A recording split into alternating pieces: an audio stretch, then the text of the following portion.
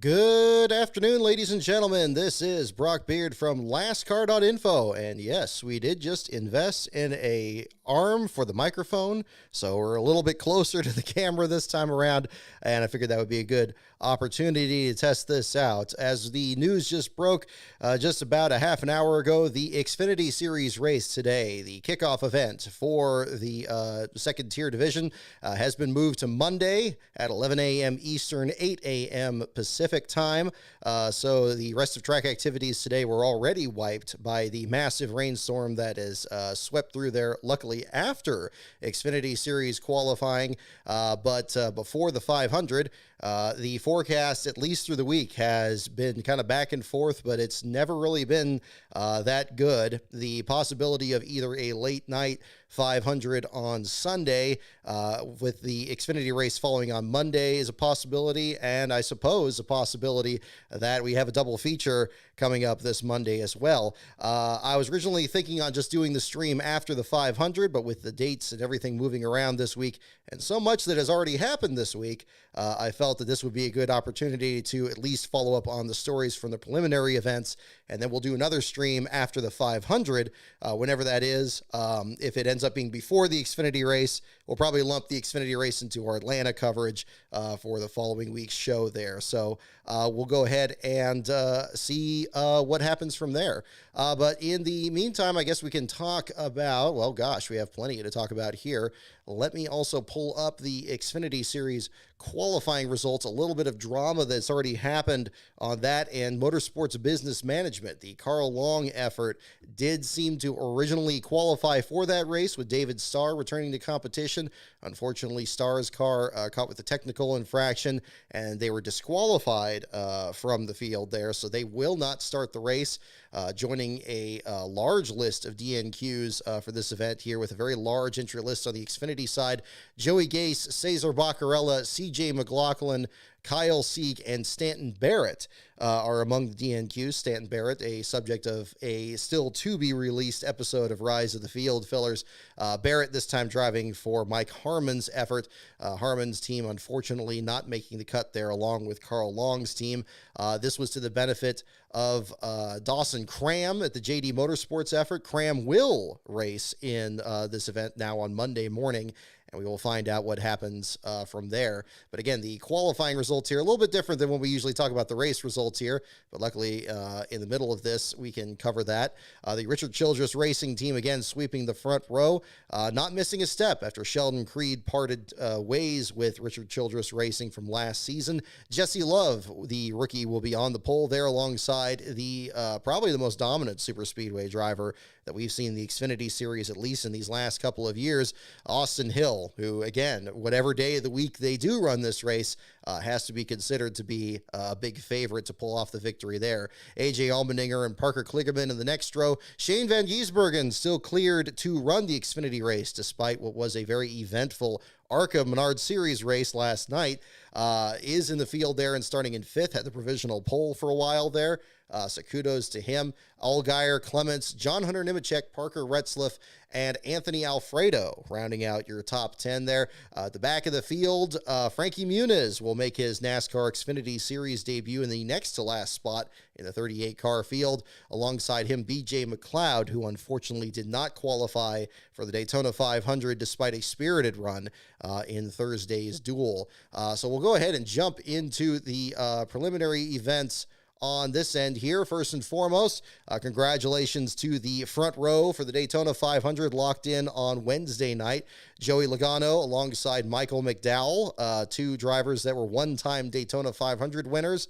Very great start for the Dark Horse model of the Mustang that's debuted this year. I have to say, one thing I'm very pleased with this year is the way these cars look.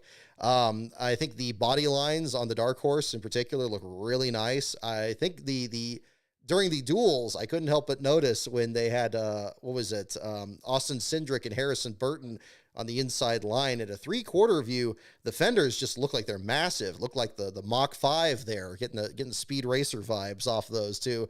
And it seems to be just as fast as it's looked there too. There were definitely questions about how fast the Toyotas were going to be. Certainly after none of them were faster than 22nd ranked Eric Jones in the initial qualifying session. There was a lot of word from both the media at the track and the broadcast that seemed to indicate, oh, well, Toyota is always struggling at the super speedway races. They don't usually show speed. I didn't understand necessarily why they were so confident of this with a new body style that they hadn't run before, as well as running against Ford with their new body style that hadn't been run before either. But regardless, that was somewhat vindicated on Thursday, where the duels were swept by Toyotas, with both Christopher Bell and Tyler Reddick pulling off last lap passes in rather dramatic fashion there. So a very competitive race that we've seen there at the same time. I'm going to be very excited to see. I think it's going to be a very nice looking field here. And I was glad to see these races in the duels, at least, ending under the green flag with, dramatic finishes, very aggressive racing, very aggressive blocking. It seems like you still have to manipulate these cars a lot more than you had even the last couple of years.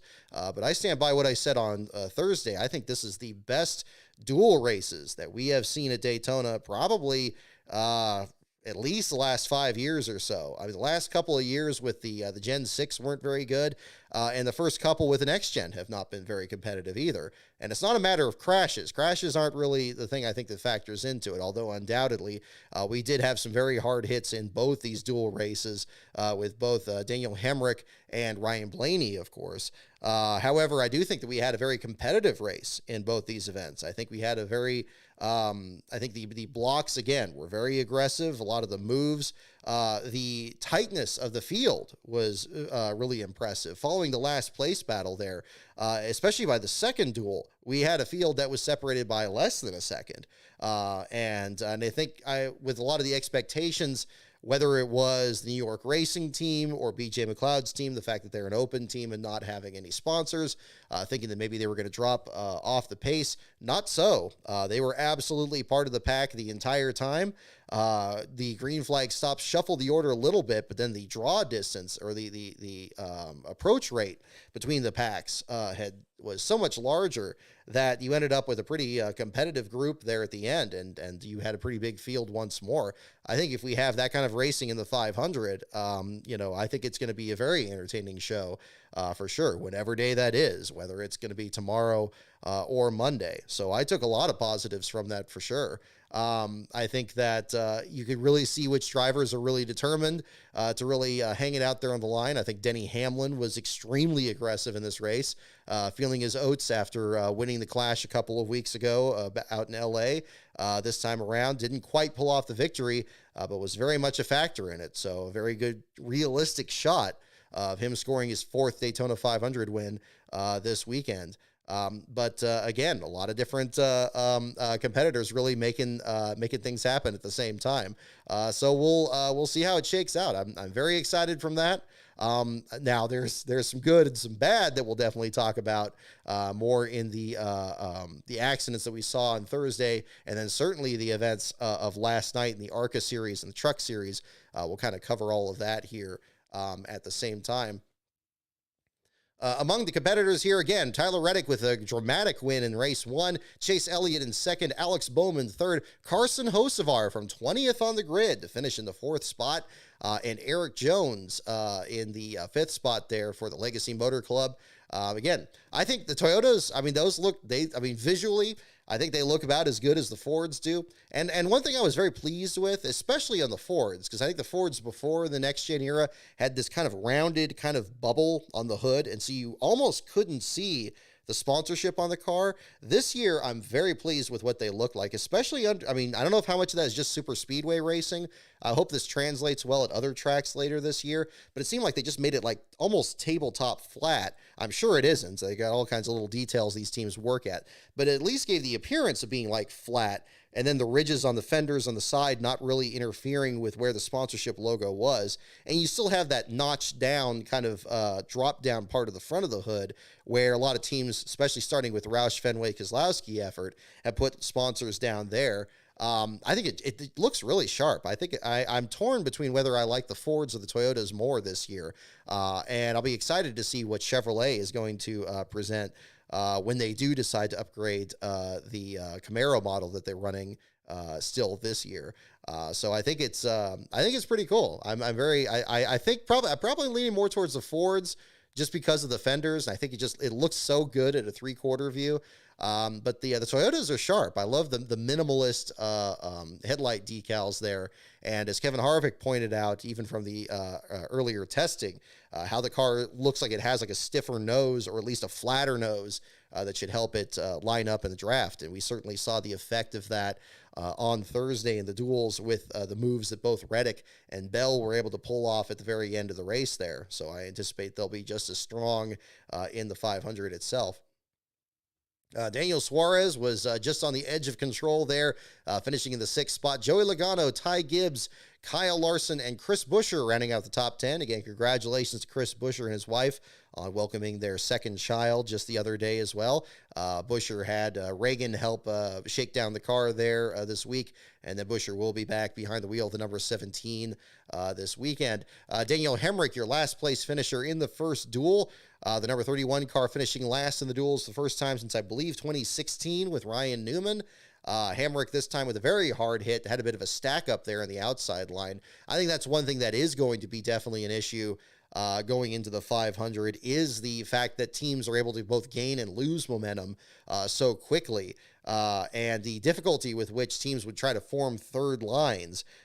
These two lines are side drafting off each other so aggressively that if anybody gets shaken out in the middle, everybody has to kind of almost scatter to try to form that third line and drop that car to the back. Whereas before, it seemed like the process was a lot smoother here. I think it's much more precarious this time around. I think navigating lap traffic, which we didn't really see in the duels on Thursday because the field was so tight, that could be a factor as well. I think the difference in speed could be treacherous. If you certainly hope that there's not going to be some big field clearing wreck in the 500 like we saw in the ARCA race and the Truck Series race last night.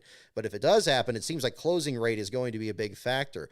The other part of it, and this is perhaps another consequence of the new body styles, particularly the Toyotas, it seems like when somebody catches up to the rear bumper of a car and then backs off and the car kind of cuts to the right, that immediately sends the car in front of them around hard into the inside line. We even saw bit of this in the Truck Series race as well, so it might not even be unique to the Cup Series this time, but a very, very tight racing. From what we've seen so far. And I think that's going to be very precarious as well. I don't know how well the drivers are going to be able to police themselves on that. But I think both the big accidents that we saw in the duels were caused by, again, that closing rate and kind of that swiping motion of the rear bumper. So as much as they've tried to smooth out the bumpers or add that tape or whatever that they've had on the cars since bump drafting really kind of took center stage here on the super speedways, I think that's going to be kind of a big issue going forward. Ricky Stenhouse Jr. next to last after eliminated under the damaged vehicle policy for the Hemrick accident. Anthony Alfredo was dropping to the tail end of the field there and lost touch with the pack, but got back in there pretty well by the end. It was more of a pit road penalty that dropped him off the lead lap. Austin Dillon and Todd Gilliland rounding out the bottom five. Gilliland and Dillon again, another closing rate situation there. The field breaking off to do green flag stops led to a near disaster there on the front stretch that still pinned Gilliland in particular. Seemed to get a pretty hard hit into the outside wall. I know that their team was repairing their car as well. But Hemrick definitely sent to a backup car there for the colleague effort, returning to full-time competition this year in the number 31, and so we'll see how things shake out there. Of course, in this race, the battle was down to the very end between Jimmy Johnson and J.J. Yaley, the battle of the JJs, as some on social media were calling it there. A dramatic set of circumstances I don't think everybody quite anticipated. I think people were preparing for Jimmy to lock himself in on speed during qualifying, but that was certainly not the case. Even after the number 36 with Kaz Gralla had an engine problem that kind of took him out of the equation there, Jimmy still was not able to have anything for Anthony Alfredo or the team that locked themselves in the second race there as well. So it was a tricky set of circumstances there. Looked like down the back straightaway that Yaley had the advantage. They had a pretty solid battle there to get the 44 up there. I know people have, you feel one way or the other about the Jonathan Cohen effort, what their intentions may be, but they put together a pretty fast car out there. They were definitely putting on a show.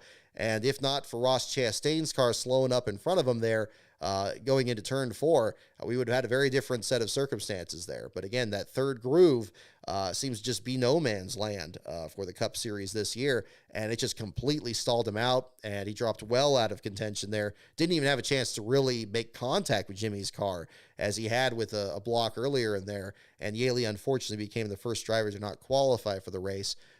Just a shame for Yaley. I think it's easy to forget a lot of the other runs that he's had in the past 4 different teams. It was pointed out on social media that I believe this is the 9th different team that he attempted to qualify for the Daytona 500 with.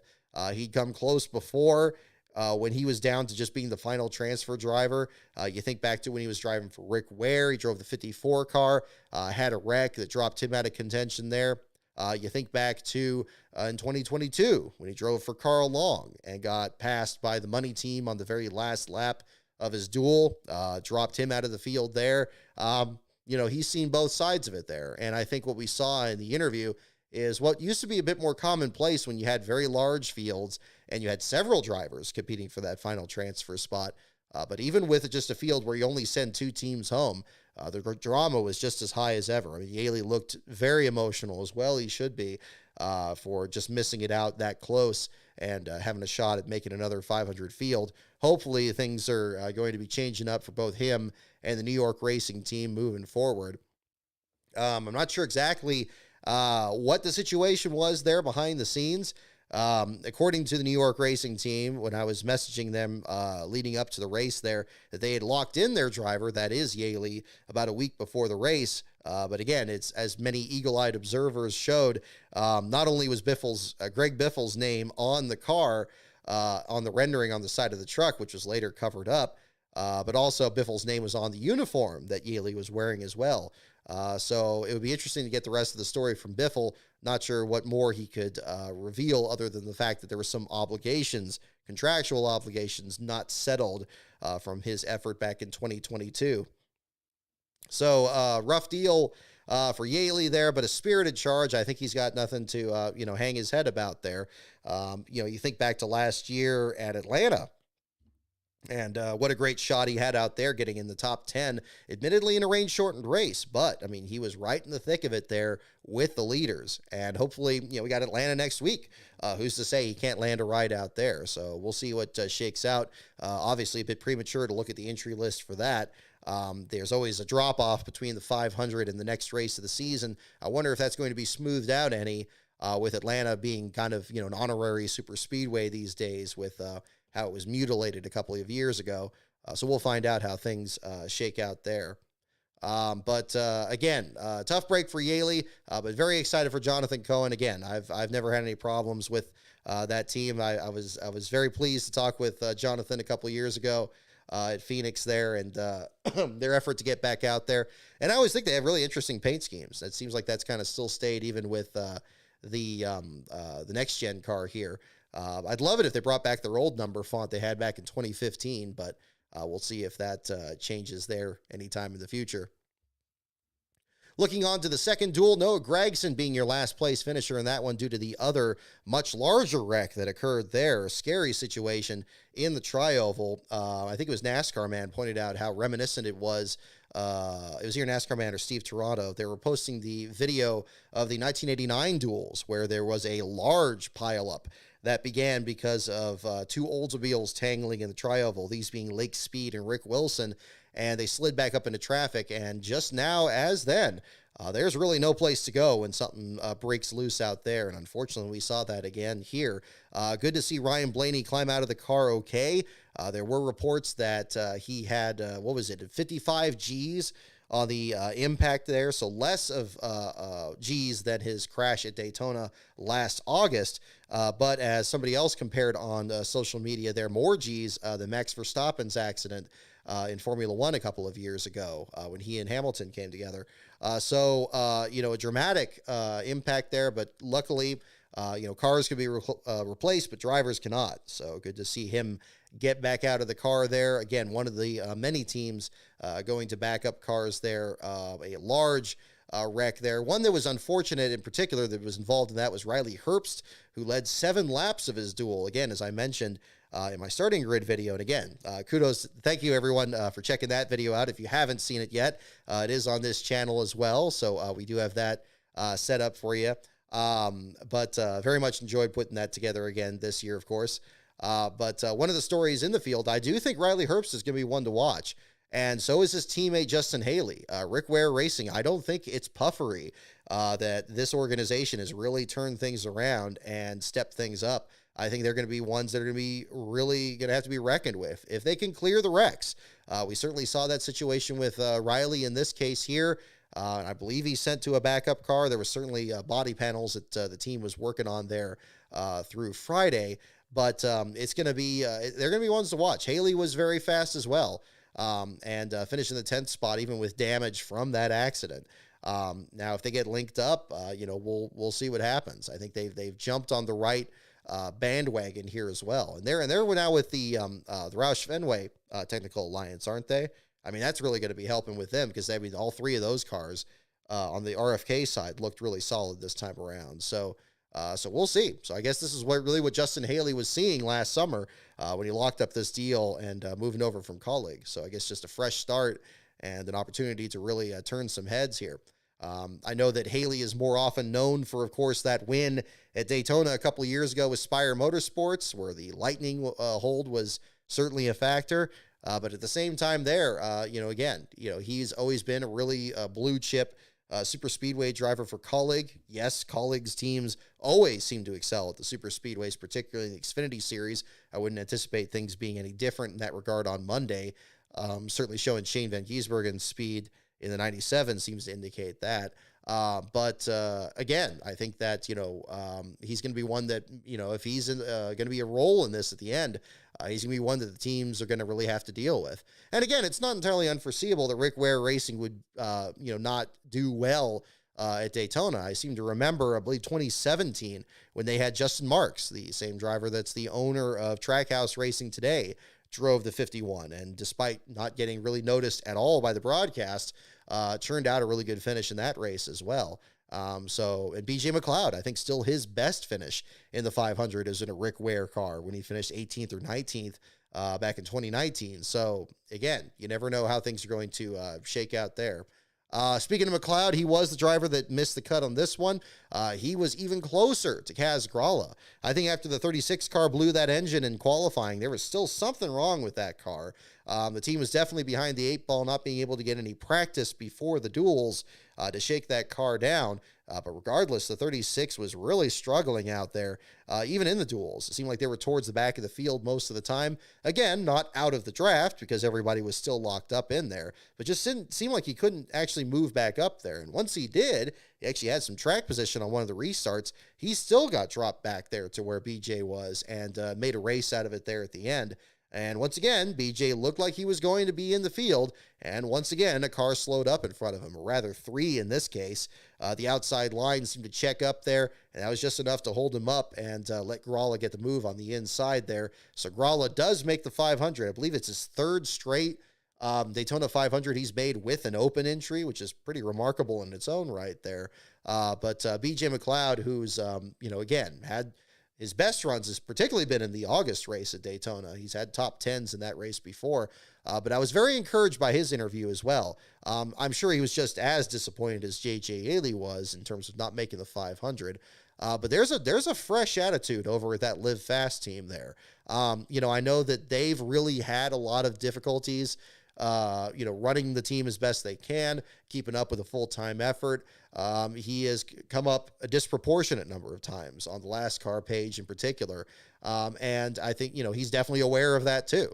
I think a lot of his interviews late last season where he talked about how they would have a really good car at the end of the race and they would be really competitive. But the problem was by then they'd be 4 or 5 laps down because they get a long green flag run in the first stage.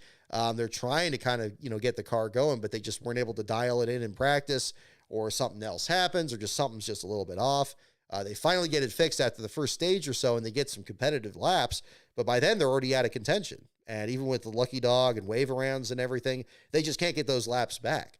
The way BJ put it in his interview was talking about, he doesn't want any participation awards. He doesn't care about just making the 500 and then just, piddling around out there. And I don't think that's ever been the case for him. I think at Daytona, he's actually put together some very solid runs out there. But he's looking to actually get some really strong runs out of that team. And if it means running as an open effort, as only a part-time team, and really kind of running at tracks that he's competitive on, again, I wouldn't rule out seeing him next week in Atlanta in particular. I think even more so than the New York racing team. BJ was very much strong in that same race that Yaley was in last year.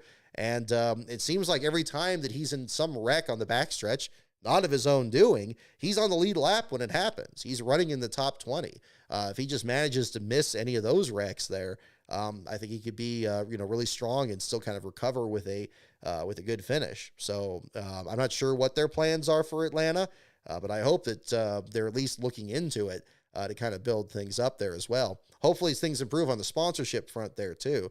I'm sure that's been more of a challenge for an open team. We've heard that from other open teams in the past, that, while I don't think the charter system has been proven to keep teams in business, because we've seen plenty of teams either sell or lease their charters or just collapse entirely.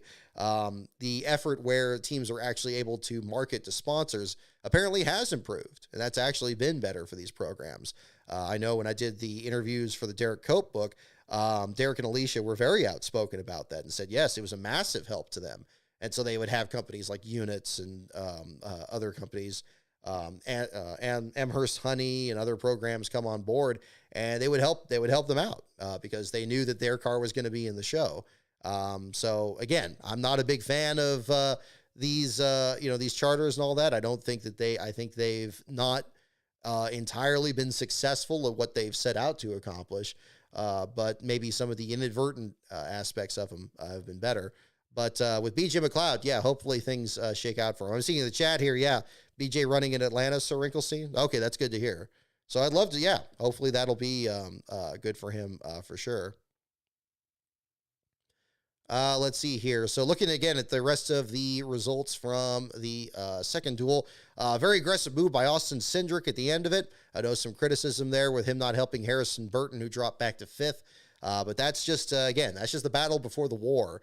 I think Cindric is, for whatever reason, for all the struggles that he has, even on the road courses, I thought he was going to be much better at the road courses, especially in this car with his pedigree for that. It seems like for the Daytona 500, he just finds another gear, and he's been very strong right from the outset.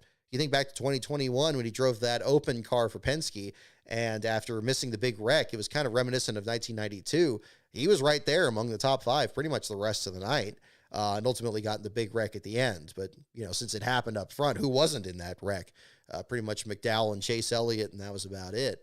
Again, Cindric seems to have another fast ride, seemed very relaxed in the booth when he was covering the ARCA race last night. We'll see how things shake out on that end.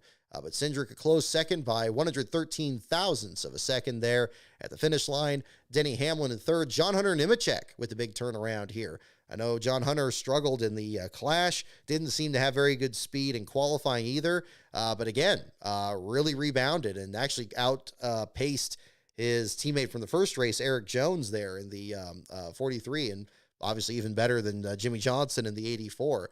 So a fine start for him. I'm very anxious to see John Hunter start tearing things up in that 42, and I don't mean tearing up equipment. I mean starting to tear up the track there. And I'm anxious to see that 40. I've been anxious to see that 42 back in Victory Lane ever since the Legacy team reacquired it a couple of years ago with Ty Dillon. I know they've had some rough stretches with both Dillon and then Noah Gragson last season. But the turnaround they had last year with Hocevar, I think, gave me a lot of reason to be excited about it. And while we're seeing Hocevar run well with Spire, at least in the duels, I think John Hunter is he's a snake in the grass. He can really come up there and pull off a victory. So I wouldn't be surprised at that end, especially if it comes down to a track where his family has a lot of history, whether it's like New Hampshire or Homestead or tracks of that nature there too. Tracks where his father Joe won some very emotional victories back during his Cup and Busch Series career. So we'll see how things shake out on that end. Zane Smith, I had very low expectations for him. I was very worried that the 71 team was going to be just kind of an extra fifth wheel over at the Spire team. I was concerned about how little speed they showed in the Clash a couple weeks ago. Admittedly, very different circumstance for Zane since he hadn't competed in that race before. Seemed like he wasn't very good in Cup qualifying either for the 500 back in 18th on the grid for dual race 2. But regardless, climbed back to finish 6th place. Fine effort for him. So, again, all bets are off. I thought Zane showed some decent speed for Front Row Motorsports before. I don't think he was quite as spectacular as Hocevar was down the stretch, which is surprising given, of course, that Zane Smith has the Truck Series Championship from 2022. But hopefully things are turning around for him. And then I think we got to look ahead to the 500 as to if any of these drivers with long losing streaks in the 500 are going to break through. Last year, we saw Kyle Busch come very close to winning in his, his 18th attempt, leading lap 200, but then losing in overtime to Ricky Stenhouse Jr. when that wonderful call by Clint Boyer where it's like, he got turned. The race just ended on that note there. So an unfortunate deal there for him, but again, this time around, Kyle's again in a backup car, so he finds himself in a very similar situation here. Again, I think it's very much up in the air. I don't think he's quite as dominant as that car looked last year. Last year in the duels, Kyle Busch looked like a real world beater and actually had pretty much got wrecked out of the lead in the situation that we saw last season. This time around, kind of fighting a little bit further back in the pack before bad luck found him this time around.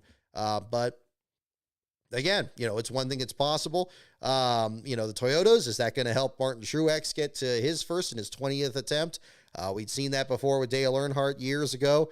But it's hard to think about 20 attempts going back to 2005. But indeed, that much time goes by. It's hard to really think about 79 to 98 being the same gap in time there. But that's where we find ourselves today. So is Truex going to break through? And then Brad Keselowski. I think when we first talked about stage 60 on this show, it was pretty clear that, I don't think that Keselowski is putting Reagan in that car just, to give David Reagan something to do.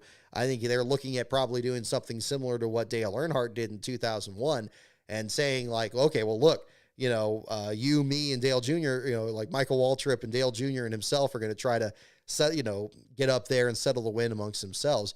Obviously, the tragedy that ensued in there, nobody could have anticipated. But I think in this one here with Keselowski, I think they're probably looking at something like that, where they need to have 3 cars up there and have Reagan with his strong runs at the super speedways, being a past winner at Daytona and Talladega, and having some strong runs even with open teams that he has had in the past, whether it was with Rick Ware Racing or so forth. And then he locks himself in on speed, joining Anthony Alfredo this time around. I think that was a bit less surprising compared to Alfredo with the limited access that the crew has there at the 62. But the 60 car, I think, is going to be very strong in this race. And I think that Buescher and Keselowski, they may try to do something similar to the DEI and RCR effort in 01, or maybe what Stewart Haas Racing did at Talladega a few years ago, where they can try to just cover the field there. So they're going to be ones that you're really going to have to worry about. It's going to be an interesting game of cat and mouse there. I think the Fords have a lot of speed, but I think the Toyotas seem to have a lot of maneuverability. And we haven't really seen a long enough run yet beyond these duels to see if tire wear is going to be enough of an issue to affect one over the other. But I think the win is probably going to come down to between a Ford and Toyota. I'm not sure if the Chevys, I think, they may luck out with one situation or another, but I'm not really sure where to place them in all this. Not to say that they're, not really a factor in here, but when Zane Smith in 6th is the fastest one in the second duel, or at least the highest finishing one, I think that definitely raises some questions here. So we'll find out. I think it's going to be very interesting at the same edge there. But yeah, so we'll see how things shake out on that end. So again, thank you everyone for checking out the Daytona 500 starting grid. that's on this channel here as well. If you haven't seen that already, we got the driver and car pictures that were posted online there. Had a little fun with the segment here again.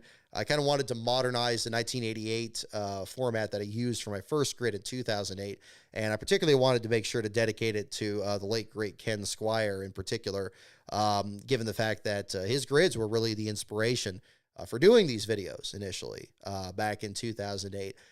As much as I admired Bob Jenkins and the Speed World starting grids and the way that those broadcasts played out, I think Ken's voice and professionalism and making sure to introduce every driver in the field, which is something even ESPN didn't do for many years, is something that I really wanted to kind of make sure became a part of those videos there at the same time. So bringing out that grid there was, again, was great. I hope that everyone's enjoyed it. I'm encouraged by the comments there so far. Definitely wanted to also make sure to mention the others that we've lost in the motorsports community, especially since last September. I know I haven't used that exit animation that's in that video in a while there, and so that's where a few of them have been there. But when I was putting that together, it's like, wow, this is really a list that really, I think it's good to really kind of revisit that along the way there, and definitely pay tribute to people on that group there.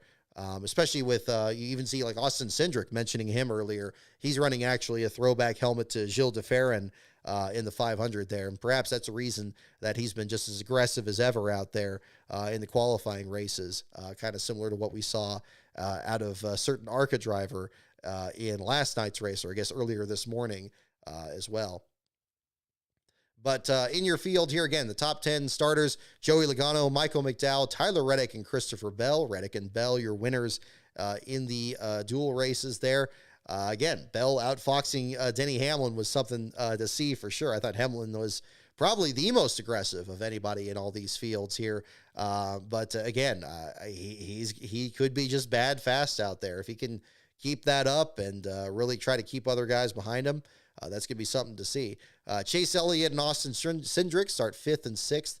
After them come Bowman and Hamlin, Hocevar, and John Hunter Nemechek, your top 10. So we'll find out how that shakes out. David Reagan starts in last place of the number 60 car.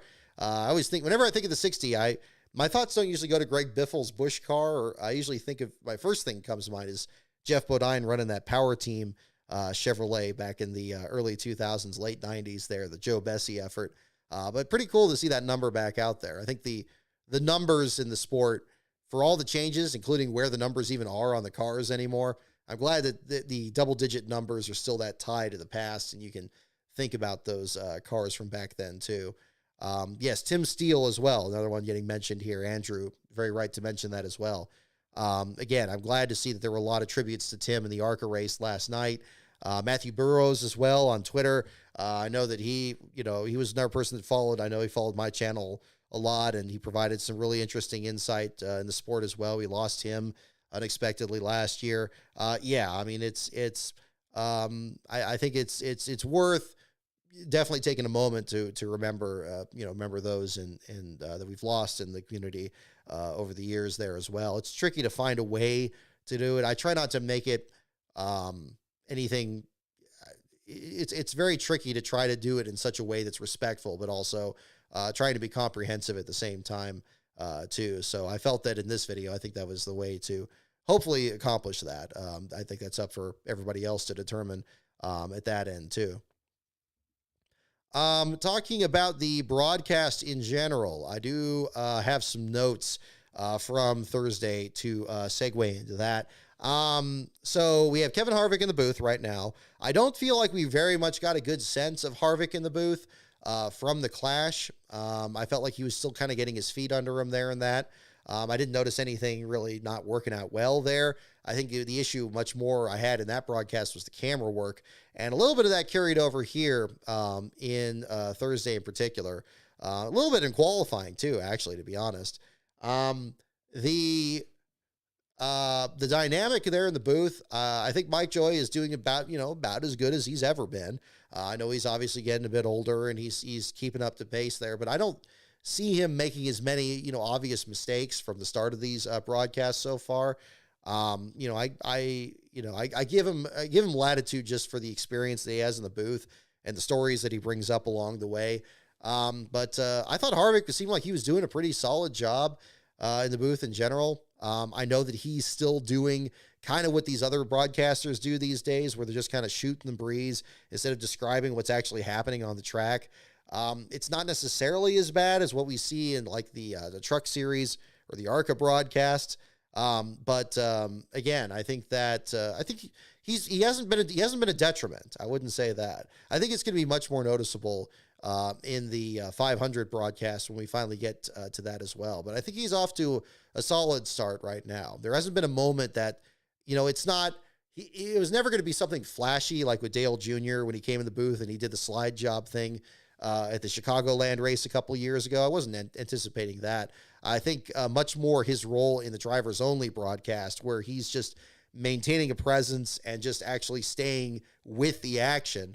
I felt like he was doing a solid job of that. I'm struggling to think of specific examples, but I don't think he was a distraction from it.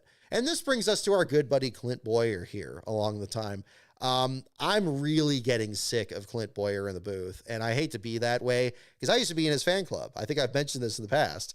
I enjoyed him in the Xfinity series when he was going against Truex. I thought Truex was kind of a stiff stick in the mud back then, and I thought Boyer was kind of cool and kind of loosening things up, and he was entertaining and all that. And I think when he came to the booth, I think there was a lot of anticipation to have that, to have that kind of, fun Fox aspect to it where things are kind of playful. But it's just unfortunate. I don't know if it's an insecurity. I don't know if it's just, if there's something else going on behind the scenes there. But he just, his timing is just off, and he seems to go for just either something that brings somebody down or just makes fun of somebody. I'm not saying you have to be 100% serious and you can't play around and all that. I think sometimes even where you have broadcast booths where people just don't quite get along with each other, it could be interesting. But when you had Kevin Harvick mentioning during the duels that it's like, hey, this is pretty cool. I'm in the booth with Mike Joy, and he's talking to Mike, and saying like, look, it's like, well, Mike, you called my first ever Cup race, and coming back to the Rockingham race, not just, his first win at Atlanta, but even the start of his very Cup career. And we were about to hear from Mike, which I think would have been interesting, especially with the I Am Kevin Harvick documentary that was coming up afterwards. And then of course, Clint just blunders right into the middle of this and is like, you're saying he's old. It's like, no, Clint, shut up. Like, where did that come from? Like, I don't get that. Like, I hate to make so much out of one moment, but you could see, I wanted to know what Mike Joy was going to say about that. That was going to be really interesting.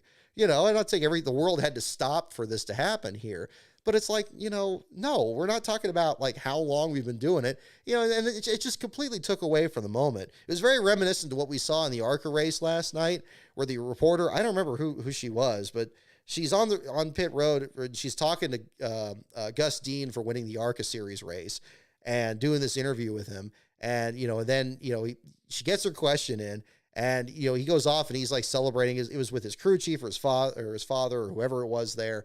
And it's just a cool moment. Instead of letting it play out, she just had to get her other question in there and get the thing about, you wrecked your teammate. And, look, the people in the press box are going to get that question out. We're going to get that story eventually. We didn't need it in that moment. And that's what I say about the timing. It's really, really unfortunate.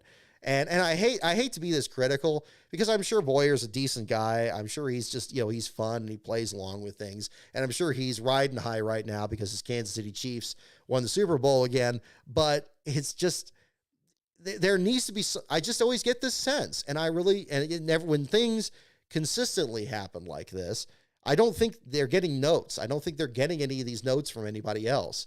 I don't think that, we saw a little bit of this in the Kevin Harvick documentary, where you see some of the other people kind of helping them prepare for the broadcast. I would have loved to see what they do in a debrief. If they say like, oh, well, let's try this, or let's not do that, or let's look into this.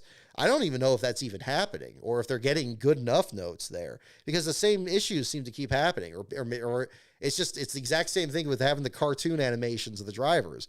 where we did hear, from somebody, I think it was from Mike Joy, that there's somebody at Fox that just likes the cartoon characters, and that's why it's not going to change. And that could be the same thing with Boyer, that there's probably somebody over at Fox that loves him being able to butt in and, just laugh things off. And that's the thing. The thing about, making fun of somebody for being old or something like that, I hate to be precious about that, but, Clint's done that a lot. And when you're the youngest person in the booth, which I think he is, that's poor form. You don't do that. Have a little bit of respect. Can you imagine somebody doing that to Jim McKay or Howard Cosell or Bob Jenkins or Ken Squire? That would have been highly inappropriate. You don't do that. That's I really, really don't like that. And I'm not expecting a big apology or anything like that. I just want him to just stop doing that. Is that so hard? And that's the disappointing thing too, and as I said on social media, and this got a lot of buzz, and I'm glad it did, because I hope people are thinking about it a little bit more. He also has this aspect where he makes people feel stupid for bringing up something interesting. And you can't have that either. If you're going to somebody's going to bring up something about what was it? I think Mike Joy brought up something about the modified series and some era in the sport. And then and Clint's reaction to all this stuff is always oh, well, that's silly. Or it's or this anti-intellectual aspect of it where he's making fun of what something is called or something. It's so low. It's just so, base. And I don't think it just comes off as just inappropriate. And I don't like it. And, if you want to play around with people, you'll watch old ESPN broadcasts where, Benny Parsons will play around with Bob Jenkins if he misspeaks and says a name wrong or something like that. But it's all in good fun. That's fine. There's a way of doing that. And it's, again, there's probably a universe out there, where Clint Boyer can actually do that in the appropriate way. It's just, but it doesn't seem like anybody's feeding him any notes on this. And I'm sure he's not watching this, and I'm sure nobody that matters is watching this. But hopefully it gets out there that, it's look, can you just you're at a 10 here. Can you get down to a 7? Maybe that would be a little bit better there. So I don't know. It's disappointing because I hate to get hung up on it there, but I've noticed it, the last couple of years here. And it was kind of like that when you had Jeff Gordon in the booth, and it's disappointing to still see it there when you have Harvick in the booth, because Gordon and Harvick are very different personalities and bring very different things to their roles there too. So hopefully there's some re-examination of that at the same time there too. But it does need a bit of a course correction there, because I think that's been a bit of a problem. Oh, Michael Jensen, thank you for the super chat here. Thank you for the Ken Squire inspired starting lineup. Thank you very much. And thank you for the super chat there at the same time too. Yeah, again, very much enjoyed putting that together. I think there's something to be said again about, the classic approach to these broadcasts and the way that, they were put out there. I don't think, again, I'm not the kind of race fan that's determining that everything needs to be the way it used to be, because it's never going to be. The sport always changes. But it's not like you can't learn something from the way things used to be. Fans know what entertaining racing looks like. Fans know what good play-by-play is. It sounds like, what it feels like. And I think that, sometimes you just got to show people that. And you can be inspired by something, just like, again, the starting grid videos. That's not something I came up with myself. It's from years of watching Ken Squire do it or Bob Jenkins do it. And it's just, and you see, I don't profess to be of the caliber of those men, but I'm trying to be inspired by that and do that in those videos. And I'm encouraged to see there's other people doing the same. I actually got a couple of links in the mentions of other people doing their starting grids, which is fantastic. I think it's something that I think is a really entertaining way. You don't worry about if anybody's listening to you in the next room or something like that. It's going to sound silly saying these nicknames and stuff like that, but it's fun to do, and people really respond well to it. I mean, I've been doing those since 2008, and I still get people that send me emails or something, or saying that they want the grids back full time. I'd love to. It's not. I don't think that's really in the works right now, because I'm really enjoying doing more of these history videos right now. But the Daytona 500 grid is special. I think it holds a very special place in that element, because that is how it started. And it's good to see people really enjoy it. So I appreciate that, Michael, and I thank you for that as well. So that's the other part to look at. Yeah, and I tried to find the 80s font there too. I noticed in the late 80s one, they did small caps for the names, but that was a little hard to read with the font I did. So I decided to go with all caps. So it's not 100% the same there, but I wanted to kind of have that similar look to it. So kind of playing around with it. And that's always fun. I remember doing the grids week to week. I would make little tweaks from one to the next there too. So hopefully that kind of thing picks up again. I was just floored when we had that at Darlington a few years ago on NBC when they did their own thing for Ken Squire there back when he was with us a few years ago. So that was really cool to see. But yeah, that would be another one to look at. I saw a couple people here. I saw Captain Ron, you're heading over back to the hotel. Safe driving over there as well. Let's see.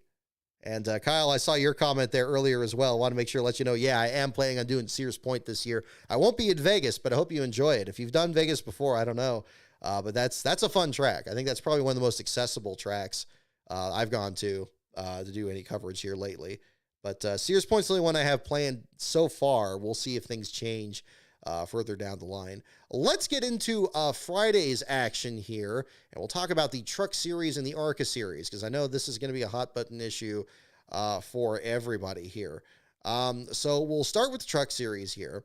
And again, kudos to NASCAR for really working around the weather. I think I don't know if they found the antidote to the issues with the rain that they've constantly had, but I'm glad they're being proactive about it and moving up times rather than waiting things out and seeing how the weather is going to turn out. I don't think we would have seen a fraction of the activity that we've seen this weekend so far if they hadn't adopted that from what they had over the Clash a couple of weeks ago. So kudos to NASCAR for that. I don't know how well that's going to work the rest of the season, especially when you have a couple off weeks for the Olympics. I don't see that being something that they're going to be able to coordinate with if they ever needed a date ever gets postponed much longer or something of that nature. But we'll see how that all shakes out. But I was glad that they moved the ARCA race up from what was going to be earlier today to last night. So thus we both got the ARCA race in very late, but that's part of it. But also getting Xfinity qualifying in today. So we got qualifying for all the series. We're able to get in, and we had some great storylines that have developed from all these. We talked about the Xfinity series lineup earlier on the show, but it's great that we had qualifying for ARCA, Xfinity, Trucks, and Cup here this week. And I think that's great to see too. I still like it if we had more practice sessions. I still think that particularly needs to be looked into, having practice before the duels and practice before qualifying. I'm sure Kaz Grala's team would have to agree with that for all the problems they've had on that 36 car this week. I'm mentioning this a lot now, and now I'm thinking, we do the show on Sunday and suddenly he wins the 500, and now I'll be like, wow, well, this aged like milk, or maybe it aged really well, because they were going through all this adversity and then bouncing back. Anyway, going back into the action there from Friday, we had a doubleheader with the Truck Series and ARCA starting in the evening, which was very exciting. But the Truck Series obviously did not cover itself in glory last year in the championship. You had the championship four basically running over each other, and Ben Rhodes winning the championship just ahead of Grant Enfinger, who ran out of time in what was to be GMS Racing's last start. A large amount of team changes. The entry-list storylines, I actually had to break it up pretty much all of last week to get it done last Thursday. I had to do it in installments because just so many things happened. I know traditionally you're going to have the most changes going into Daytona one year to the next, but it seemed like this year, especially in Trucks and Xfinity, it was just a massive amount of change out there. Not to say it wasn't interesting. It absolutely was. And then even afterwards, we had a late-minute entry in the number 36 for Ryan Huff added on there to get us 40 entrants for the Truck Series race there. Unfortunately, Huff ends up missing the show there, along with Clay Greenfield, Mason Maggio, and Jennifer Jo Cobb. Maggio with a team that just formed in early January. So that was really interesting to see. Your last place finisher from the Truck Series race, Thad Moffitt, the first of his Truck Series career, first for the number 46 at Daytona since 2007 with Mike Wallace. An unfortunate debut for the Faction 46 effort, not to be confused with the G2G team, which apparently auctioned off their equipment this same winter. It seems this G2, I know the Racing Reference results still show it as G2G, but Thad's team, as far as I know, is a completely separate effort and went for that car number as a continuation of the Petty numbers, him being the grandson of Richard Petty through Richard's youngest daughter, Rebecca. Thad Moffitt running number 46. We'd seen him a couple years ago running the first couple of races of the 2022 season, I believe it was. In the 43, he ran a great STP throwback, but we haven't really seen him in NASCAR much since then. And then at the very beginning of this race, just about, 5 laps in, we had a massive pileup. Again, another team that was Matt Crafton looked like he was just out of control in the first couple of laps, made a couple of pretty big saves, but unfortunately he got swiped in the rear bumper, ran right into Lane Riggs, who was very much excited about his first effort. And why wouldn't he be, driving the number 38 that won this race the last 2 years? But unfortunately, Lane ends up dropping out of the race in the ensuing pile up that happened, trucks sliding through the dirt, and just a big mess out there. Not a great start to it. Not unforeseeable at Daytona. Big wrecks have been around since the track's very beginning, but unfortunately, the fact that, it was 12 cautions on the night. 12 for 52 laps in a 100-lap race. Not good. That was definitely just about as messy as we saw at Phoenix. Thankfully, just one overtime finish in the result there. Ended up going just 1 lap past distance, but not without an even more spectacular accident at the end of this. In this one here, I just hate it for everybody involved. Raja Carruth slipping up out of line there on the last lap and hooking, was it Taylor Gray at the time there into the field. Certainly wasn't intentional, but it's unfortunate. I hate that Carruth is getting as much heat as he's getting for it. I think that generally he's been a very clean racer out there, very competitive racer. We saw him come very close to winning at Darlington last year with GMS Racing. I'm sure he would have much rather finished, second without a big pile up happening there. And he had a very good shot at winning the race. And when you're up there at the tip of the field, the narrow end of the field there, one little mistake can be enough to just be disastrous. But it was unfortunate, again, much like with the situation with Crafton at the beginning of the race, going up the track, getting hooked into the other line, and then it was just on from there. And we had a very scary accident down the back straightaway. Glad that everybody's okay, including Taylor Gray, whose truck flipped over Daniel Dye's truck going down the back straightaway. Just a massive mess. And involving a pretty good portion of the field there, and completely shuffled the running order. We did get some very strong runs out of some underdogs as a result. Brett Holmes in particular looked like he was going to actually have the winning hand. He led 13 laps 3 times in the race, was spun out of the lead, managed to keep his truck out of the wall, whereas Bailey Curry, involved in the same incident, was not, but had a very fine showing in that 32. It would have been great to see him rebound from the disappointment of that Talladega race a couple of years ago, where he lost to Matt DiBenedetto because of a caution freezing the field there. But Holmes still with a 4th place finish at the end of that. Spencer Boyd, the debut for the Freedom Racing Enterprises entry, the number 76, after he has apparently parted ways with the Randy Young team, finishing in the 5th spot. Stephen Parsons in his first effort for the Henderson team. This is the truck, of course, we've seen Parker Kligerman run and win with, most recently at Mid-Ohio a couple years ago, as well as at Talladega back in 2017. Stephen Parsons coming out the other side there in the 6th place spot. Timmy Hill back to full-time racing in trucks, running in 8th. And Brian Dozit for the FDNY Racing team, the famous Jim Rosenblum effort that has been around in the truck series since 1995. A fine 9th place finish, almost a career best for Dozit himself and for the team. So a fine job by them. Kudos as well to Rosenblum's team, which seems like they must have got somebody new to be their social media manager, because they've been much more active on Twitter lately here, and they put up some great old pictures from their team's history. I understood they're making some new shirts there and things of that nature. Definitely check out the retweets I posted on my social media if you haven't seen them yet. But at FDNY Racing, I believe, is their handle. Definitely give them a follow if you're interested, because they're a team that has a lot of interesting history. And, again, it's good to see them get a good effort out of this here at the same time. But again, it's unfortunate what had to happen for all that to play out. Just a messy finish there, especially for the truck series, where they only run these trucks basically twice a year. I don't know if they run the same trucks at Atlanta like they have next week, but just a lot of torn up equipment for a lot of small efforts. Not among these trucks, of course, was that of Norm Benning Racing. And this was, of course, the news story that flashed across my wire last week. And I'm glad to finally be able to publish that information there. For those of you who haven't seen the article there, Norm Benning was actually about to enter this race in a Charlie Henderson prepared truck. There was sponsorship that was still coming together. That's why the GoFundMe had started up in that time, because the sponsor, they were kind of on the fence, they were going or not, and they were looking to kind of see, it was a desperation move to try the GoFundMe. But unfortunately, it did come together, but it came together too late for them to enter the truck at Daytona. But the good news is not only did they not tear up a truck in this Daytona race, which turned out to be a real mess, but they'll have that truck, have even more time to get that truck prepared at Talladega.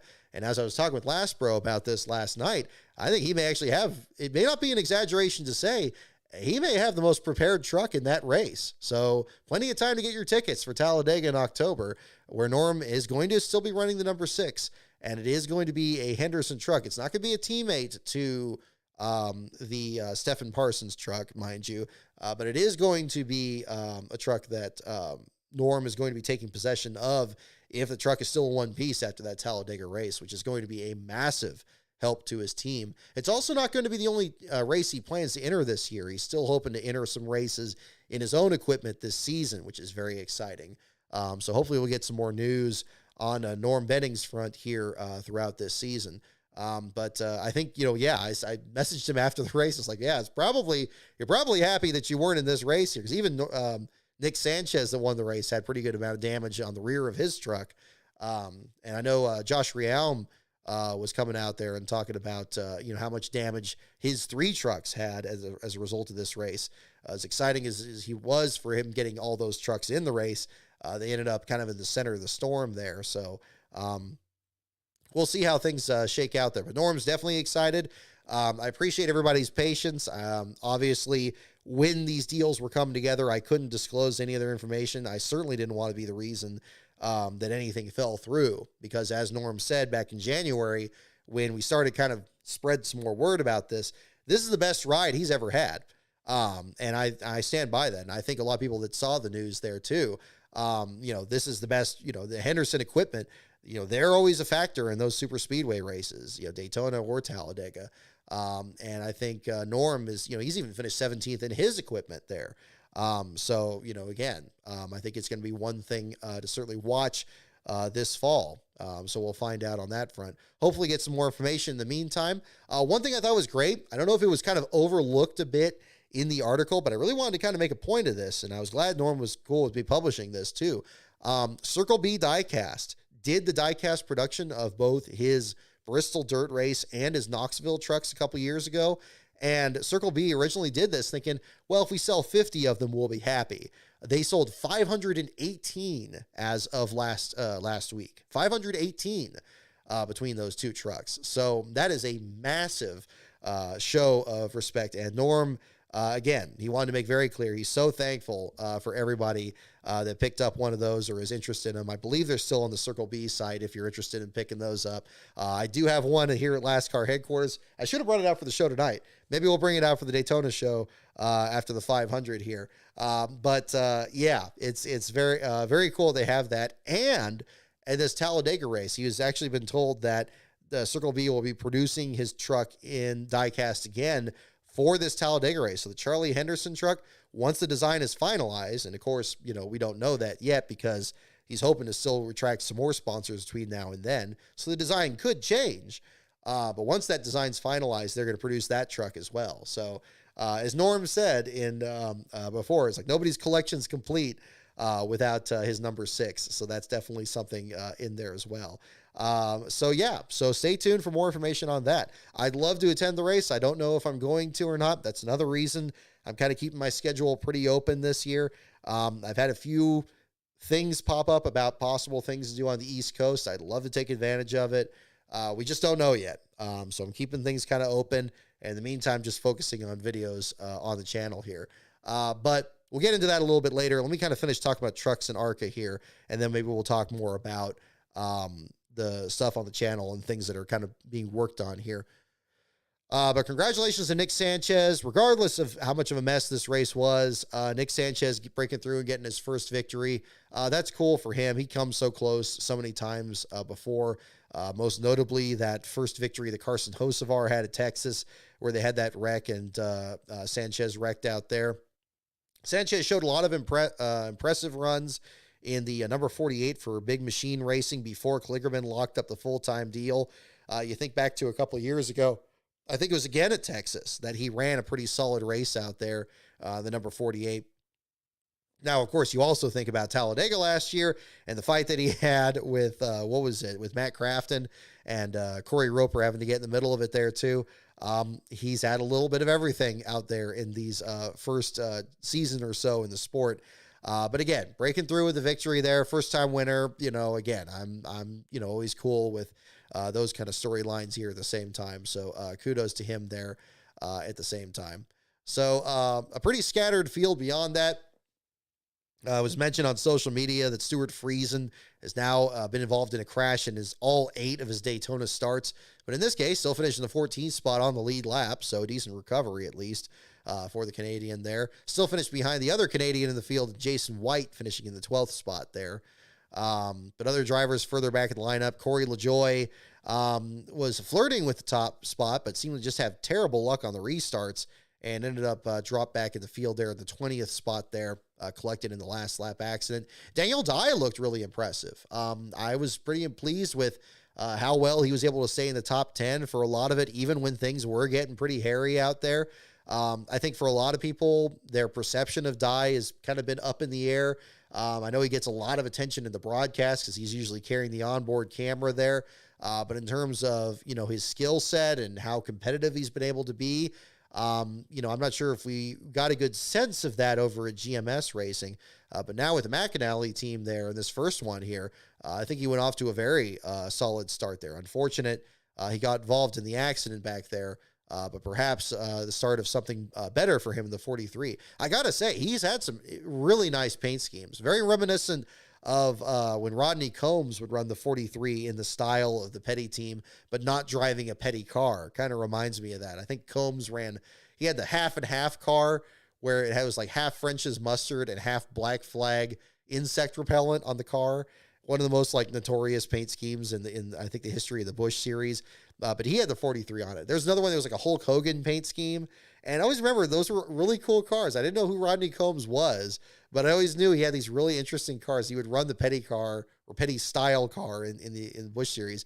And it's kind of cool to see you still have that in the truck series now with Daniel Dye's paint schemes. And like the Rodney Combs ones, I think a lot of them look really nice. I thought his Daytona truck looked pretty with reflective numbers and everything. I thought it looked great. So, kudos to him. I know that he's got his share of different backers out there, and I know he promotes his merch pretty hard and everything, but he's got some pretty cool looking rides there too.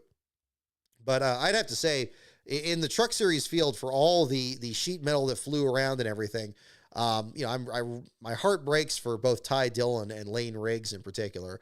I think both of them came into this with a lot of anticipation, as well as they should have. I mean, Ty Dillon has just been kicked from pillar to post in these last couple of years. He had a miserable year with Legacy Motor Club. He had another terrible year with Spire Motorsports, whether it was getting disqualified from the Clash after pretty much making the show interesting in the first year in 2022, or being the first driver since Bob Shack to finish last in his duel and the 500 last year and almost winning the last car championship in the process. Getting the Rackley War team and trying to get a good run out there was going to be great, but unfortunately he gets in that first wreck and he ends up even really taking out a couple more when the truck was kind of careening off the walls there. That was bad. And as I mentioned earlier with Lane Riggs, I mean, he has just been really, really fun to watch here in his ascendancy. Still making his first few starts. I can't wait till he gets to IRP. I think with this team, he should just absolutely lead that thing flag to flag. Scott Riggs' kid is for real. I think he's going to be really one to watch. And despite this rather unfortunate start to his season, not of his own doing, I mean, he was just collected by Crafton on the backstretch. He's going to be one to watch. And I think that's going to be really exciting there too. Let's see here. Anybody else from the field to mention? Yeah, that would be pretty cool. Yeah, Michael, I think you're right. I think, Xfinity and Daytona 500 on Monday. That's probably going to be the situation. So we'll see how it shakes out. But that'll kind of be the thing. I saw people were asking what my pick was for the 500. My pick is Chris Buescher. I think Chris Buescher wins his second straight Daytona race. I think that I was very impressed when I picked him for last August race there and the 1-2 finish he had with Keselowski. While I do think that Keselowski, set up this effort with the Stage 60 team to kind of help bolster his chances, Buescher has just consistently been up there. Keselowski has led a lot of laps in the 500. Sometimes he just gets collected in somebody else's mess and he just drops out of it, or maybe a bad pit stop or just bad luck in general. And it seems like whenever that happens, Buescher is able to pick up the pieces and get a top 5 out of it. And I think if he's able to do that in this race with these cars being that maneuverable, Buescher can really make some moves and I think, really pull it off. So that's who I'm picking. And Lastbro's picking Logano. So actually he's already up on me in our point standings here, not only for getting more points in his dual race. I believe he finished ahead of me in the duels, but also we have a 2-point bonus for winning a pole. So he's looking good going into the 500 on that. So we'll find out how that all shakes out. But that'll be interesting to see. Let's see. We'll talk about the ARCA race here too. I was absolutely all ready to put a post out there about Jake Finch and congratulating him on winning that race. His father, James, of course, the owner of Phoenix Racing. That's why you see the Phoenix Construction logos on the car there. I remember when we did my interview with James Finch for Rise of the Field Fillers, he was just talking about entering his son, Jake, in some entries, or his son or grandson. I'm trying to remember on that one. I know James has been in the sport for a very long time. But regardless, entering him in some short track races, including the Snowball Derby. I believe he was at the time, he was going for one of the support events for the Derby and then running the actual Derby the next year.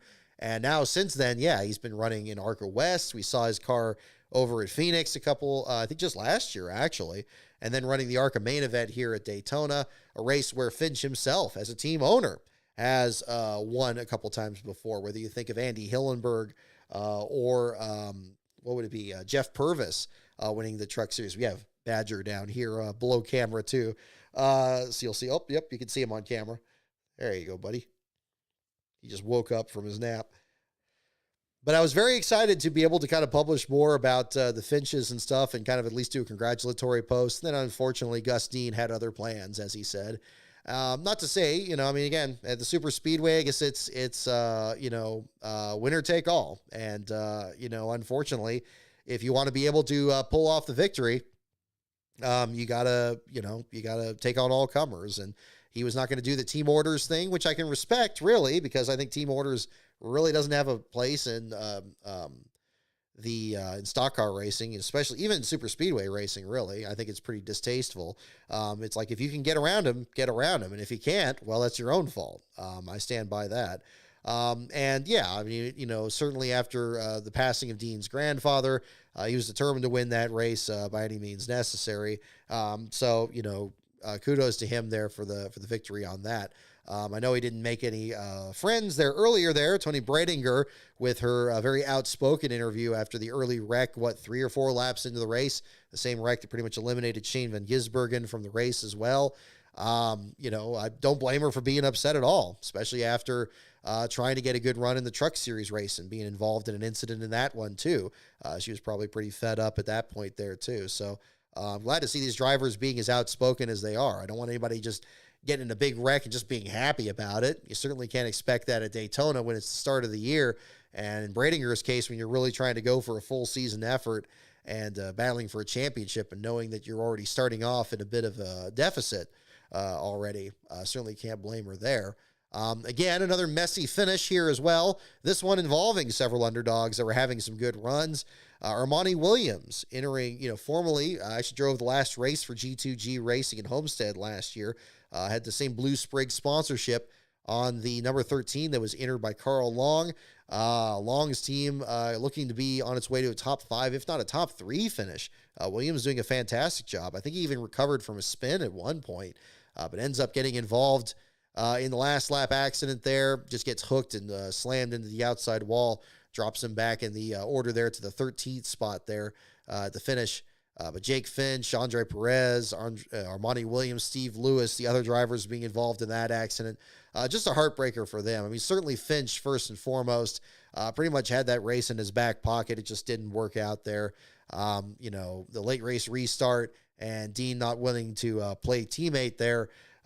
It's winner take all. And, as much as I would rather they have wadded up that much equipment, especially in the ARCA series where the margins are even more narrow than they are in the Truck series, I would anticipate, an unfortunate deal. On the other side of the coin, just like we saw in the Truck series, we did see some underdogs as well slip through and have some good runs. Thomas Annunziata working his way through in that Days of Thunder throwback scheme, finishing in the second spot. The margin of victory, according to the ARCA site here, is 441 thousandths of a second. Greg Van Alst, last year's Daytona winner, finishing in the third spot. Christian Rose, who we saw run the Truck Series race for the AM Racing team last year, finishing in the fourth spot. Tim Richmond for fifth, was battling among the leaders at one point, got drop kicked back in the draft and managed to climb back into contention at the end. Jason Kitzmiller, who was involved in the, I believe, what was it? No, he wasn't involved in the Truck Series wreck.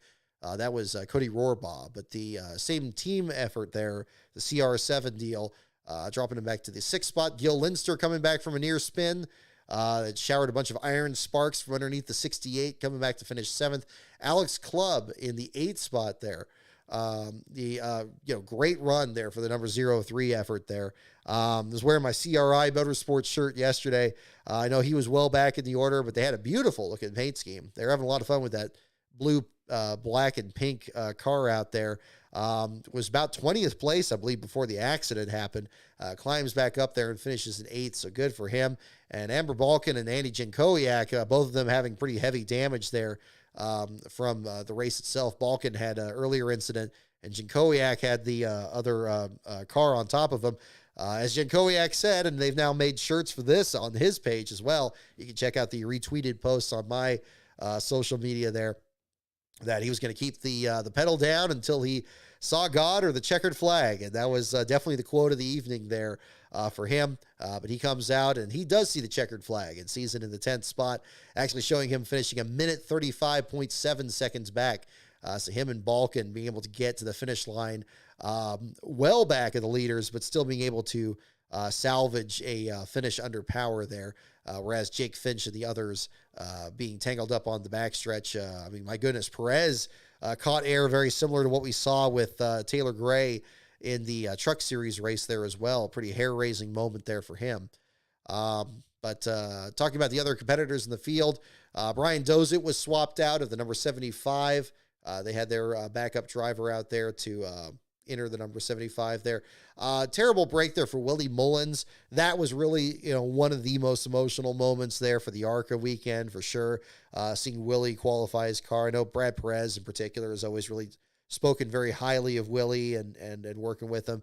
Always runs some really vibrant paint schemes with his team, which is kind of interesting with him just running a plain white car this time around. But him winning the pole and the emotions that we saw in the infield there, that's what Daytona is all about. It's not just the big teams and trying to win, the biggest race out there. There's a lot of other teams of all sizes that could potentially have a big moment, whether it's winning a pole, getting a good finish, or even just qualifying for the race could be a huge moment. But certainly for him, that was the case. Unfortunately, his night ended with a pretty scary accident there, hung throttle after a tangle on the infield there with Melton. So good to see him get out of the car there for first and foremost. Hopefully the damage isn't too serious to the number 3 there as well. So we'll see what the situation is on that going forward in the ARCA season. But looking further back here, Ed Pompa, your last place finisher, one of 4 drivers eliminated in that accident. Pompa was pretty late coming into the wreck there. His number 10 came down the apron. Seemed like either he couldn't slow down or had a hung throttle or something. I know you always hear at the super speedways that they run such small brakes because they use them so infrequently. They're certainly not going to use like a Martinsville setup out there or anything. But he ended up being your last place finisher when he ran into John Armandia there on the apron. So a rough deal for him there at the same time.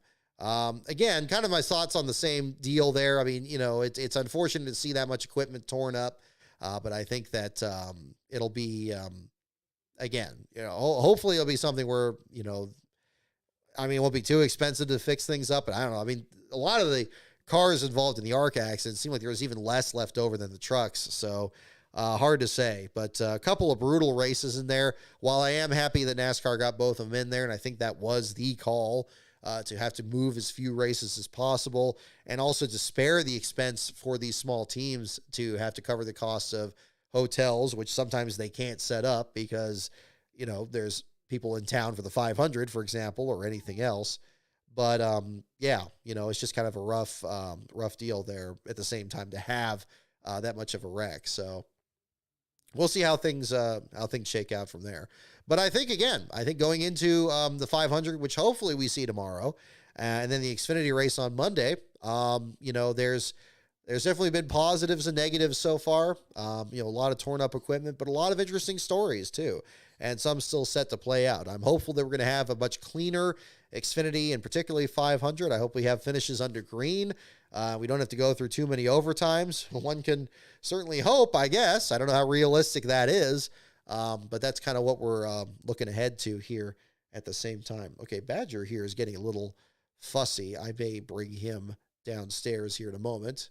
You guys want to see him? Let me bring him up here. Badgie, how you doing? Oh, there you go. Here, let me put you around the microphone. There you go. There he is. There he is. Come on, buddy. Oh, don't give me the look. You're giving me the face. You're going to give me the face. Oh, there you go. There you go. So yeah. Oh, yes. And I'm seeing this comment here, Michael, as well. Yeah, the large entry list that we had for the ARCA race, too, made it very competitive, too. I think we had a pretty strong field because of that. So I'm pretty excited about, what the future looks like for ARCA and the truck series, at least in terms of team content. You could say what you want about the racing itself. I think especially in the truck series, I don't think Atlanta is going to be a good measure of how clean the racing may or may not be in the truck series this year. I don't know exactly how you can police all this at the same time. Probably one step would be to get rid of the locking bumpers rule and just let them do it. I think part of the reason that you have these teams, struggle, and we'll see this in the Xfinity race too. I think, for one thing, it's impossible to police locking bumpers because it just happens anyway. We saw in the truck series racing, for example, I think one time when Corey LaJoie leaped up to the front, they were clearly locking bumpers for half the track and then getting up there. That should go away. And I know they're trying to spin this by saying, oh, well, these small teams, they're not able to practice doing it. They can't be trusted doing it. It's like, well, you let the Cup Series guys do it and they're going to have to figure it out. You really want them to, if you really want them to be practicing this, I mean, if they're going to be out of practice, why don't you just give them more opportunities to do it? Because when you have them bouncing off each other, you're just going to increase the possibility of having these wrecks, especially in the corner. And these drivers just can't figure out that, you don't want to bump somebody in the corner, and then you get these big messes that happen at the same time, or on the straightaway, which we kind of saw in the truck series race.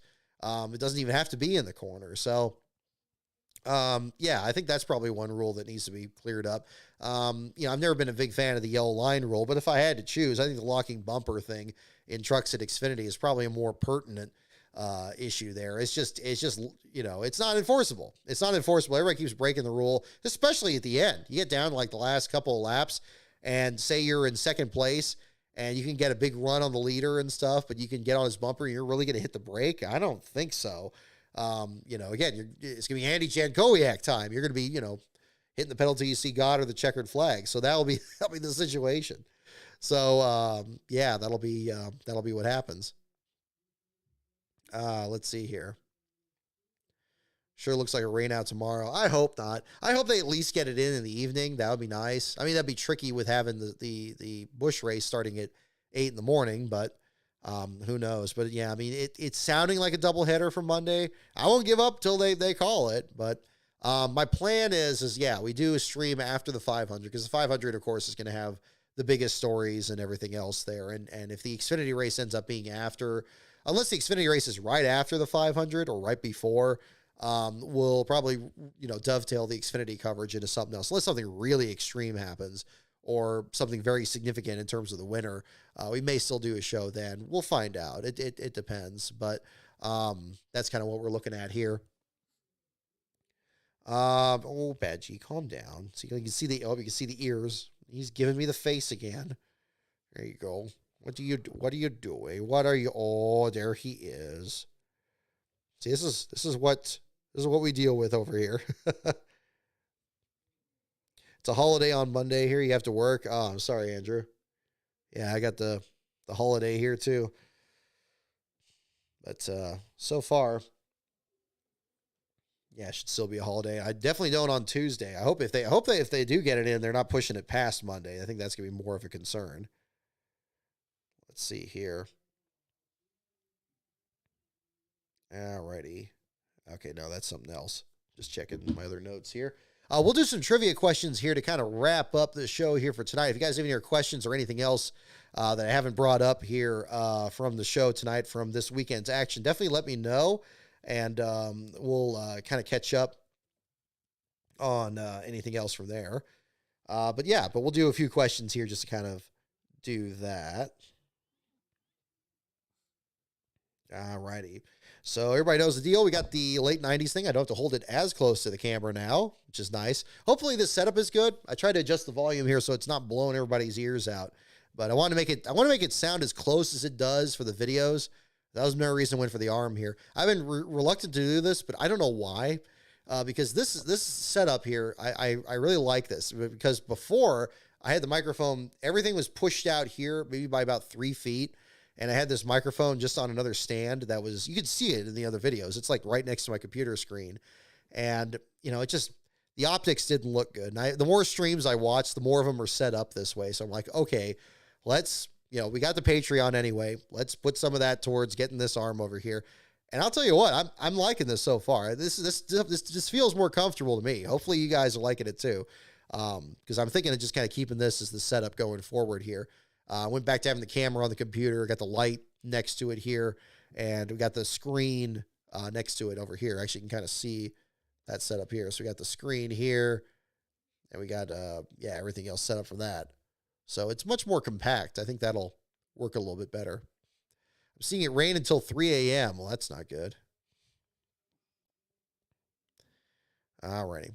So we'll do some trivia questions here to wrap up, and then I'm going to have to take Badger outside. Oh, can you hang on for a little bit, buddy? Can you hang on? I think you. Well, he's just still giving me the face. He only knows how to give me the face. That's what he does. Alrighty, here we go. We'll see. We got categories again: NASCAR, pits, teams, tracks, drivers, and the wild card. So again, get the Q&A here. NASCAR, pits, teams, tracks, drivers, and the wild card. Let me know in the chat which category you'd like, and we'll do a couple of questions here. Yeah, I hope it's not a repeat of 2012. Yeah, you and me both.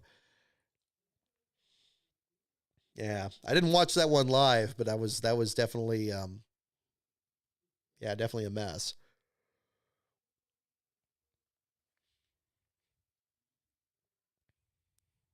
Let's see. Looks much better. Looks like radio stations. Okay, good. I'm glad. I'm glad it looks a little better. I guess I have the camera. Oh, the camera's up a little too high. Let me bring that back down. Yeah. So you don't need to see me leaning back in this. I look like a giant cat sitting back here. I'm just kind of like this, like all the way back here. The camera's way over there. But no, this feels better. This feels a little closer to morning radio right here. I can see why this setup. The more streams I watch, the more they have this whole setup here, and I see why. Like I need to get a Robin sitting over here in the other chair, and I say, Robin, pull the clip up for me, something like that. We don't have that yet. Maybe that'll be a stretch goal here. We'll have to have Last Bro take that on or something. Alrighty. Pits, wild card, drivers. Okay, we'll wait here a little bit and see. I guess while people are picking their comments, I'll mention, I said I was going to talk more about the channel for the videos. So I'm very close to getting another video released here. I have another Rise of the Field Fillers episode that I recorded the day before the Super Bowl. So that's the next one I'm working on. I'm probably going to work on that some more tonight after this deal here tonight. We're going to work on that. I have 2 other scripts that are very close to being recorded. I want to edit them once more. There's one of them that is going to be kind of like a 3-part episode that's going to be on Alan Kowicki that I'm working on. That I have some other material that I'm working with that I want to kind of polish that up before I record that. And then the next 500 days is the other script that I have that's pretty much done. I finished watching the 2001 Food City 500. That script, I think, is probably about 85% ready. I'm pretty confident that one's ready to record. I want to just polish it up a little bit just to make sure it's as good as it needs to be, and then get that one ready. So I'll probably record both those scripts around the same time and then just start working on processing them and then just writing some more stuff in between. So I'm very excited about that. I think that's going to be some good content coming up. I also want to give a shout out to another person here while I'm on the stream here tonight. Dominic Aragon. I want to congratulate him on the release of his new book, All of It, which is a biography of Jeff Bodine. Jeff Bodine and Dominic co-writing it.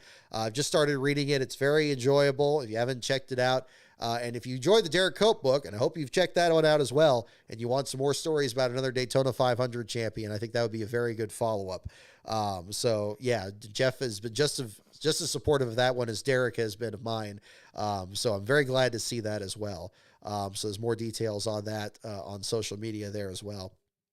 I'm planning on doing a full review of that book as soon as I complete it as well. So look forward to that in the near future. Will you stop looking at me like that, Badger? Don't look at me like that. Okay, looks like wild card is probably the top category. Are we going to stream after the 500? Yes, that is going to be our next stream. I am planning. This is not going to be the replacement for the 500.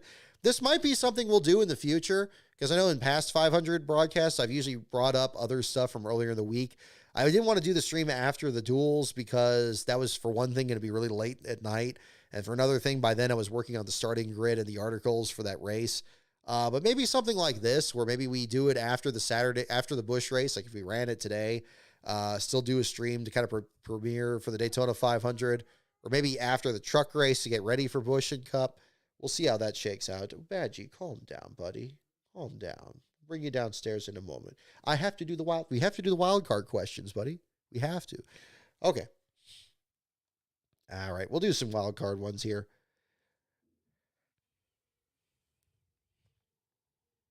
Alrighty. First question. Whose daughter made a scoring error in a race Richard Petty won after 503.44 miles? Whose daughter made a scoring error in a race Richard Petty won after 503.44 miles?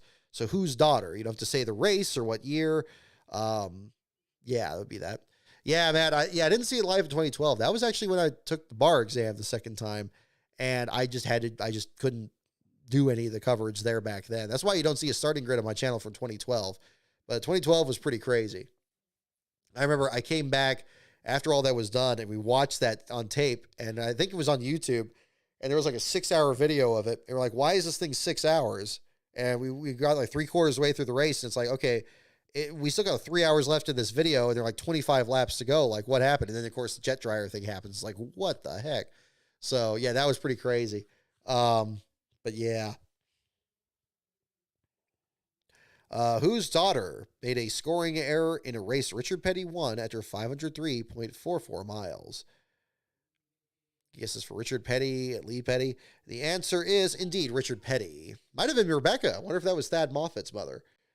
That would be interesting to find out. I don't know for sure, but I know that's one of Richard's daughters, the youngest one.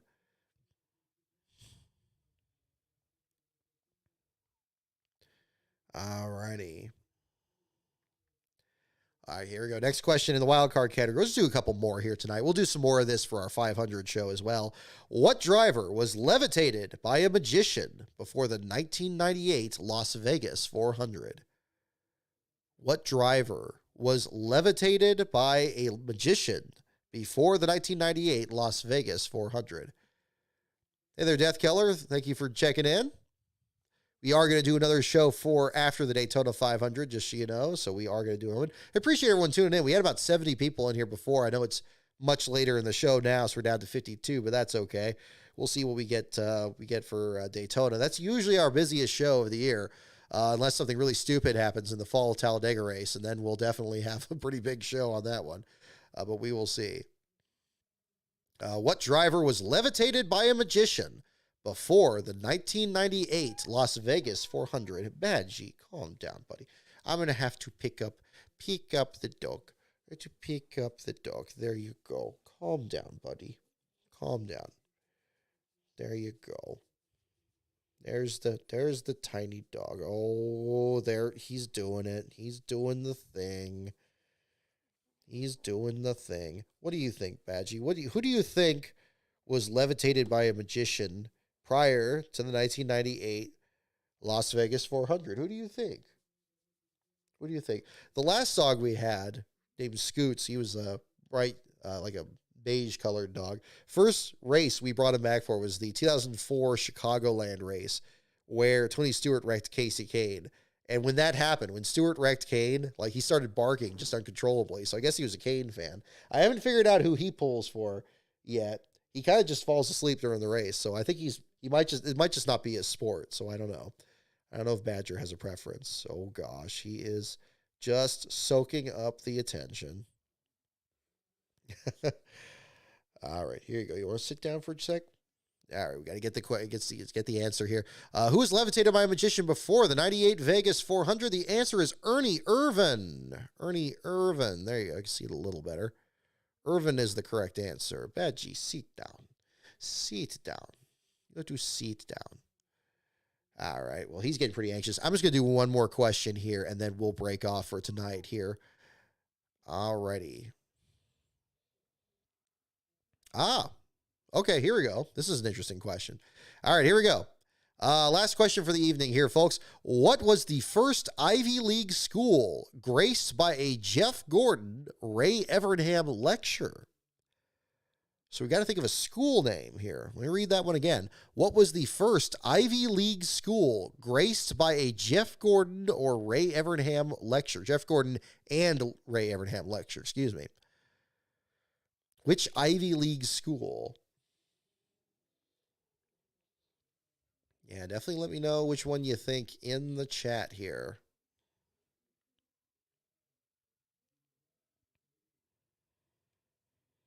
Princeton, Yale, Colgate. I'm really liking this setup a lot better. Yeah, because I got the screen right under the mic arm. The mic arm didn't take the whole table. I got the switchboard on my other table that really wasn't serving any purpose before. But now it's actually a good place to put it. And it's just out of the way. And the cords reach, which is good, because I was worried about that. The cords for the screen are still kinked a bit. So I'm going to have to figure out, I'll have to get an extender or something to figure it out. But we're pretty close. I think we're down now to where this should work on a week-to-week basis. And hopefully it looks a little better. And hopefully sounds a little better. I'm sure the microphone is picking up Badger here a little better than before. Let me read the question again. Last question of the evening. What was the first Ivy League school graced by a Jeff Gordon, Ray Evernham lecture? Yes, you got to guess the school. So yes, we will have Harvard, Stanford, Biltmeister, Princeton, Yale, Colgate. Alrighty, here we go. Alrighty, here's the question. And the answer is Princeton. Princeton, somebody got that. SGR, you got it there. Congratulations. Good answer on that. So that will do it. Princeton was the first school to have a Jeff Gordon, Ray Evernham lecture. Not sure exactly what year, but there you go. So, hey, Swin Stanford Ivy League. I guess, I don't know what the full, I guess Ivy League would have to just be the Northeast, wouldn't it? But yeah, I don't know. Alrighty. Well, at any rate, folks, that will do it for our show tonight. Again, the Patreon, in the meantime, if you're interested in checking that out, patreon.com/LastCarOnBrock. My Twitter feed is at LastCarOnBrock. The website, of course, is lastcar.info. I hope you've enjoyed the new format to the site. We've had new articles, of course, now being posted to that site there. It has all the details, including where you can pick up my book, Cope, that just came out last November. So we are still promoting that. Thank you so much, everyone that's picked up a copy. I actually just put together a mailing for another one today here. So let me make sure to get you around the microphone there, buddy. So with Badger and myself are going to wrap up for this evening. Our next show is going to be after the Great American Race, the Daytona 500. We will talk about it on the show here. Hopefully, if it includes the Xfinity race, if the Xfinity race is before it, if it's, it's run before it on the same day, we'll talk about the Xfinity race. If the Xfinity race isn't until like the day after the Daytona 500 for some reason, then we'll just loom that in there. So after the Daytona 500 will be our next show, and we'll have this set up here. So thank you, everyone, for tuning in. I know it was a little bit of last minute to set this one up here, but I hope you guys enjoyed it. And until then, I'll see you all next time.